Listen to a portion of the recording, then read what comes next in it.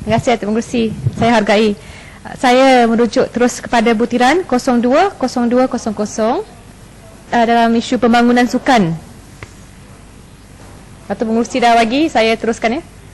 Saya rujuk kepada Belanjawan Negara 2012 di mana pembangunan peruntukan untuk pembangunan sukan menurun daripada 42 juta ringgit tahun 2011 kepada 35.8 juta ringgit tahun 2012. Dan kita lihat menerusi semangat audit mendapati Majlis Sukan Negara memperuntukkan 3.65 juta untuk program binaan atlet pada tahun 2008. Malangnya peruntukan tersebut tak digunakan untuk tujuan asal, lebih kepada 61.6% ataupun 2.25 juta ringgit digunakan, dibelanjakan nak biayai pengiklanan mempromosikan sukan teras di media elektronik dan cetak kepada penonton. Jadi pandangan audit, MSN sewajibnya menggunakan geran diperuntukkan untuk program binaan atlet bagi mencapai matlamat yang ditetapkan, bukan untuk aktiviti seharusnya untuk aktiviti pembangunan atlet pelapis, bukan untuk biayai pengiklanan. Dan kerana dilihat ada hasil bila perbelanjaan digunakan untuk membina atlet-atlet, daripada hasil-hasil yang dilihat, atlet-atlet berwibawa, contohnya Azizul Hasni Awang untuk sukan berbasikal, Pandelela Rinong untuk sukan terjun, Nur Suryani Taibi dan Nuraini untuk menembak. Jadi saya fikir kementerian perlu menumpukan, kalau dah disebut untuk membina atlet-atlet, program binaan atlet, maka seharusnya dibelanjakan ke arah itu. Ya. Saya beri contoh pada Oktober yang lalu, Ketua Jurulatih Olahraga Negara Harun Rashid telah mendedahkan MSN tidak membayar gaji beliau selama 8 bulan sejak Januari 2011 tanpa sebarang alasan. Tunggakan gaji yang sepatutnya dibayar oleh MSN sebanyak RM32,000. Bila insiden berbangkit, okey, MSN bersetuju. Tapi hanya gaji bermula daripada Januari hingga Mei. Alasan kerana Saudara Harun Rashid dia menghilangkan diri, dia pergi ke Bulgaria tanpa pengetahuan MSN selepas Mei.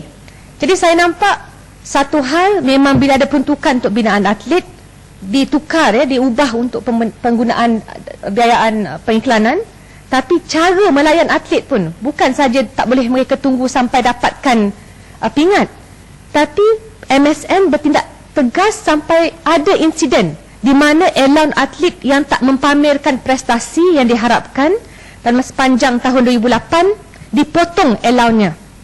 Ada atlet sebelum ni terima RM2,500 sebulan contohnya, tapi dah tak pamerkan prestasi yang baik, hanya mendapat RM500 sahaja. Jadi saya rasa tindakan ini keterlaluan, kerana kalau MSN mempamerkan satu urus di mana bila dah berhak mendapat gaji mereka lunaskan, satu hal, tapi ada insiden yang lampau yang menunjukkan banyak kelemahan. Dan kita tidak mahu semua peruntukan lain, khusus tadi YB daripada Batu Gajah sebut tentang 3.94 juta untuk tender terus beli kuda, akhirnya tak boleh guna.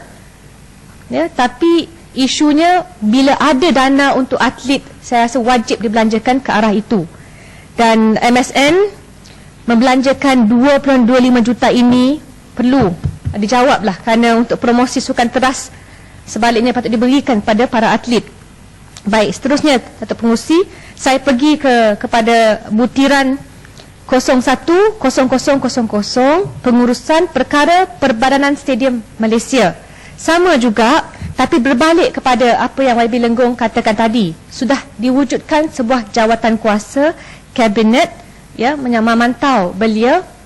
Kenapakah walau sudah ada jawatan kuasa ini, tidak ada kesinambungan hubungan dan juga komunikasi yang baik antara Perbadanan Stadium Malaysia di bawah kementerian dan juga pihak Jabatan Kerja Raya. Saya rujuk kepada Stadium Bukit Jalil. Ini memetik dari laporan Ketua Audit Negara. Selama 4 kali permohonan peruntukan dipinta oleh PSM daripada tahun 2006 hinggalah 2010, baru saja diluluskan. kerana JKR sewajibnya mengkaji semula struktur binaan Stadium Nasional Bukit Jalil yang dahulunya dibina semasa Sukan Commonwealth yang dilaporkan telah melebihi tempoh jaminan. Jadi dalam masa itu bila diguna pakai menimbulkan situasi yang berbahaya untuk rakyat yang menggunakan premis tersebut.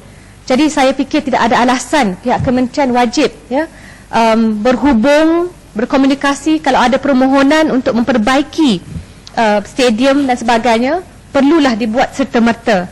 Kita tidak mahu apa yang berlaku di Stadium Sultan Mizan Zainal Abidin yang runtuh 2 tahun lalu berulang kembali.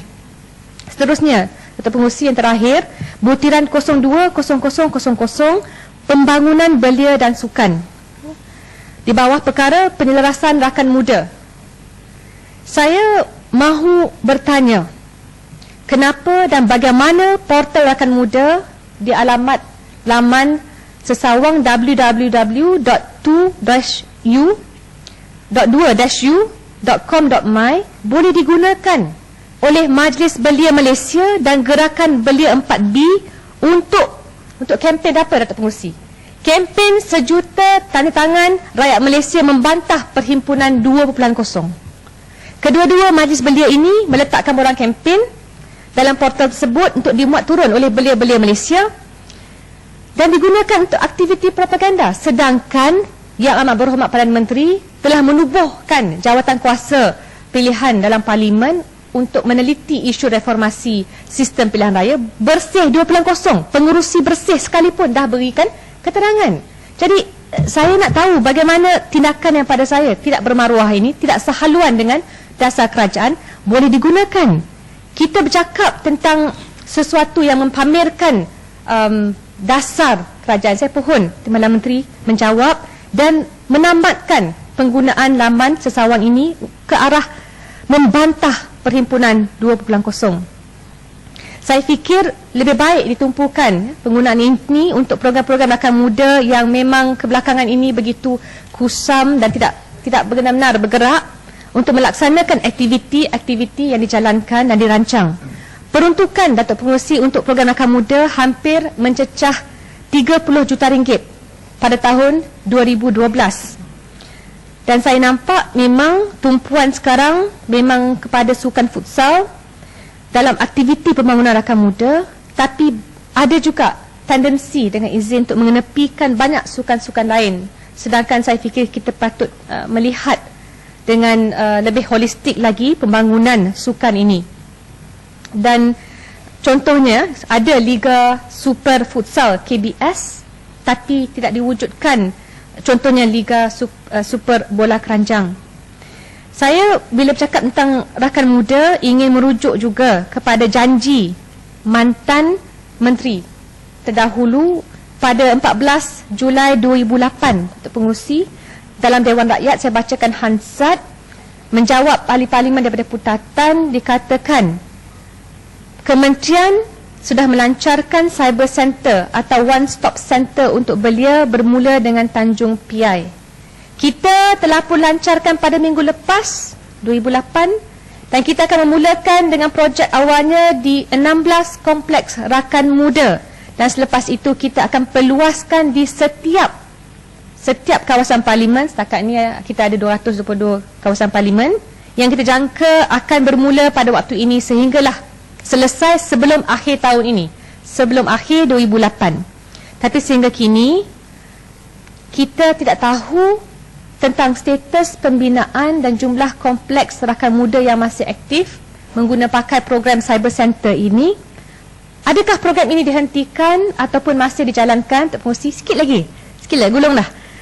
Khususnya di Lembah Pantai sendiri tidak ada kompleks rakan muda dan saya pohon Menteri memberitahu, memberi maklum kerana kita mahu melihat satu bentuk kesinambungan. Tak kiralah program rakan muda apapun sekalipun, yang penting sesuatu yang benar-benar membawa manfaat kepada belia di Malaysia. Terima kasih Datuk Pengerusi.